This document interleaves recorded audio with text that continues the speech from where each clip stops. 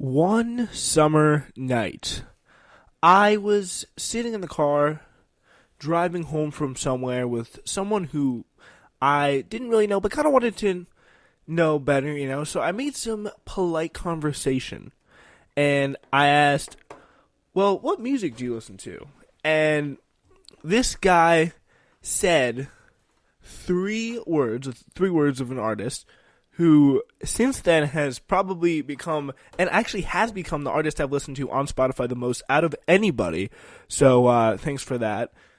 But the person who he said was Tyler, the Creator. And I know we normally talk about music on our great music podcast, Uncultured, but I had to take the moment to talk a little bit about this set of albums, Igor and Tyler, the Creator, over the next 2 weeks. We'll be having a guest on to talk a little bit more about it next week.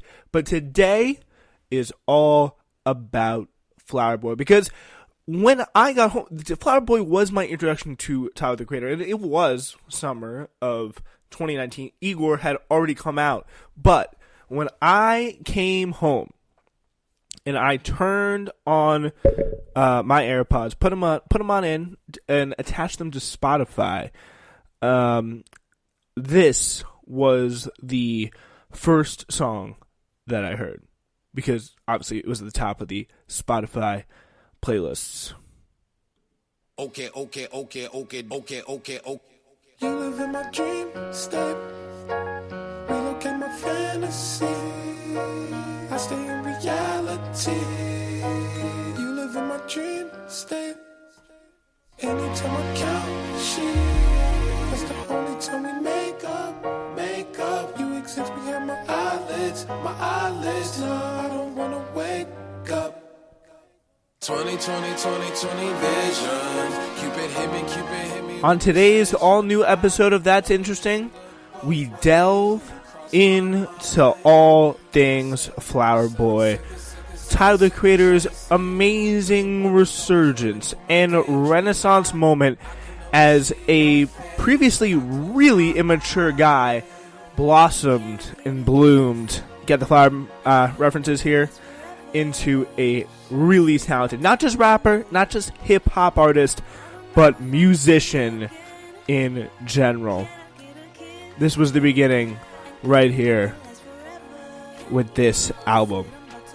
And it's truly a work of art. We'll talk about it on this episode of That's Interesting. I said, okay, my infatuation is translating to another form of what you call it. Oh yeah, I ain't met you, I've been looking, stopped and waiting for, I stopped the chasing like an alcoholic. You don't understand me, what the fuck do you mean? It's them rose to the cheeks, yeah, it's them dirt colored eyes. Sugar, honey, iced tea, bumblebee on the scene. Yeah, I give up my bakery to have a piece of your pie. Well, See You Again, the song on the album, that was probably the standout, one of the standout tracks. There are a few on this. It was number 4, and it was the top of his Spotify list when I first clicked on. So this was my introduction to Tyler, the Creator, but I'm going to take a very methodical approach about this. First, by giving you some background about Tyler, the Creator himself. So if we start about his discography here. So if you don't know how things kind of started for him, he and always has been a very, let's just say, he's always been a very interesting guy, kind of unconventional to other rappers. He started off by growing up in, I think, like Southern California somewhere, like Ladera Heights, I think is what he frequently references in a song. I'm going to tell you his life story here, but he started off in this skater punk collective group. And if you've ever seen a trendy guy, mostly guy, or sometimes trendy girl who like thinks they're very, very cool, they'll have a sticker with an O and an F that kind of looks like a donut. That is the group that he was part of. And when I first got into this it opened so many doors for me, because there's been long times where I've seen people in my school with stickers like these on their computers and not really knowing what's happening. And also, if you see golf, that'll be him too. But Odd Future was the collective of many different people that all went on to be relatively successful. Tyler probably the most successful. Also in that group at various points was Frank Ocean, Haji Beach, Jasper Dolphin, and Taco Domo Genesis. and many, many more. Casey Veggies, Earl Sweatshirt, how could I forget? Probably the third biggest person out of the group. And they've all been on his albums at one point or another with a bunch of other very, very talented people. I think Chaz Bundick was also as well. And yeah, so that is the group that he really started on, Odd Future. Then he went solo and got into releasing his own studio album with the really trendy, I shouldn't say trendy, but the kind of the very edgy punk Goblin track with some really pretty iconic songs. But it was like Yonkers and She mainly that were very, very interesting. But the thing about him and his music to know through this kind of early period of Tyler, it was very loud. It was very, very crazy. It was very, very violent. The words that had been used were slurs, including the slur that describes gay people poorly, that begins with F, as I'm sure you are well aware. And that's obviously brought him under a lot of criticism, and he was banned from New Zealand. And he just has some line about that. But he was banned from multiple countries because of these very, very offensive lyrics. And, yeah, I will just give you a taste of it here. This is probably one of the more shocking songs. The music video for this song is called Yonkers. He eats a cockroach and kind of like chokes on it a little bit. Wow.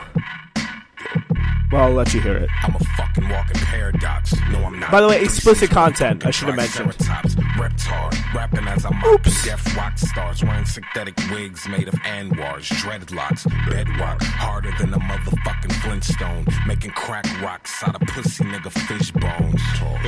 This nigga Jasper trying to get grown. About 5'7" of his bitches in my bedroom. Swallow the cinnamon, I'ma scribble this shit. It's a barking style, it's an aggressive style, it's like in your face, talking with the hands, so you can see it. You can see it. He's fucking awesome with listening. I mean, it is really there, in your face, screaming and incredibly aggressive. That theme continued through songs like Tamale on his next album, Wolf.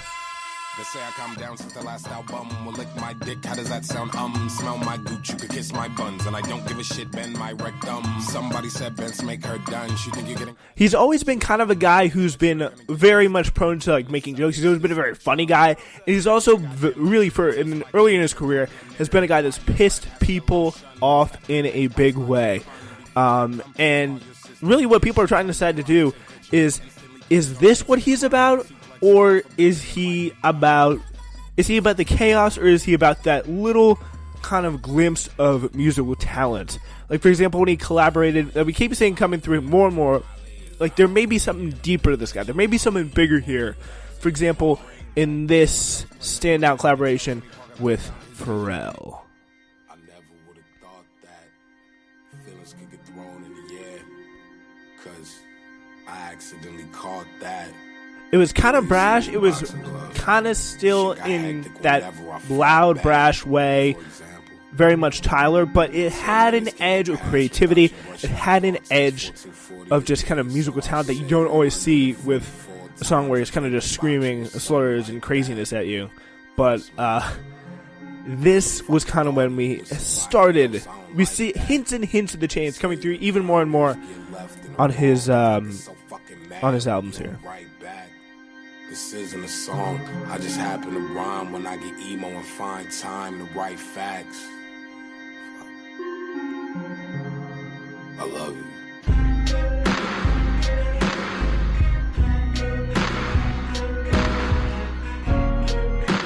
Can we add some more color? Like some more yellow? Yeah, that's good.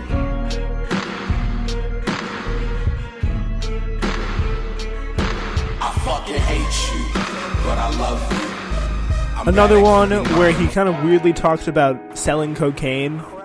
It's Mr. Fix Your Nose, 48, another standout, and this is a little taste of that. One of the songs that I particularly enjoyed.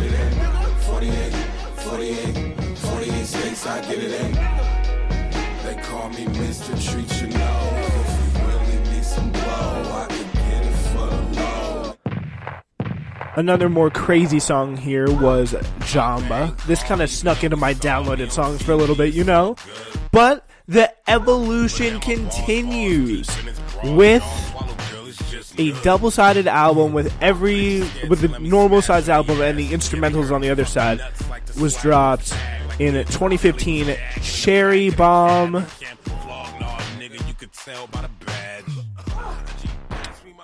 And this is in the Tyler community. There is some debate about whether there was the maturity. Was this a step back or a step forward for Tyler in his kind of musical progression? Well, I can see both points here, but because there is songs like this, as in the 10th song, Effing Young Perfect, Tyler combines two songs, as he always has been known to do, in his 10th song combination history. And there are always, I think, some of the standouts on the album. Just in terms of their musical creativity. And of course, I can't go through all the songs here, but I just do want you to know one of his frequent, and probably one of my favorite times, like the favorite collaborators that he has, Kali Uchis, the fantastic vocalist who comes through, an incredible singer who I've been getting into her albums, actually. I've been using them off of her influence on him in these albums. She comes through multiple times, including on, I do believe, IFHY, and if I'm not mistaken, but she really memorably comes through here in the second half of this song.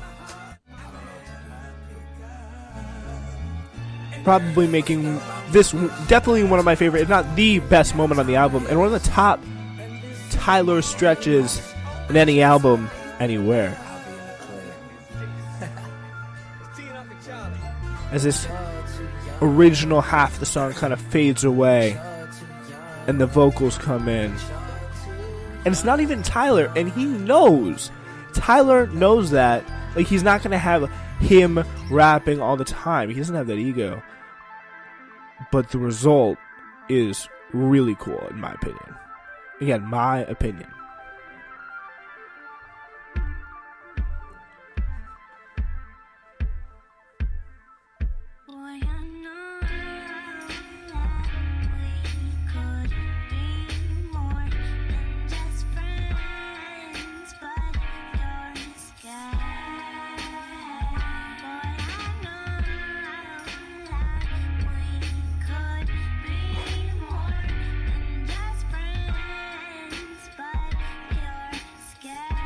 Then, in 2017, we get where we are today. We're going to be spending our time today. The flip of the switch and the blooming of Tyler, the Creator's musical potential. The release of 2017's Flower Boy, debatably the best Tyler, the Creator album. And boy, believe me, it will be debated. But I just do want to take a moment to bask in the glory of the perfect part of the song. It's perfect. I'm sorry, it's really good.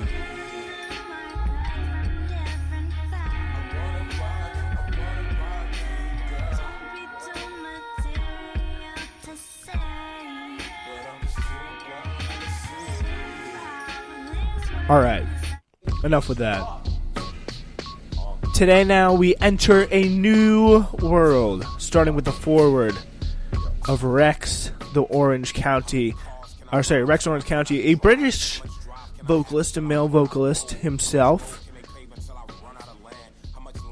The song foreword serves as an intro to Tyler's fourth studio album. A foreword is obviously something typically used to set the stage for something before it's presented, which this song certainly does by exploring Tyler's motivation, and towards the end of the song, lack of it.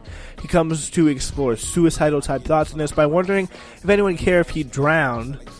The very kind of similar Tyler that we kind of know and love well. So there is still hints of the brashness, obviously, and that's just who he is. He's a very brash person, very open.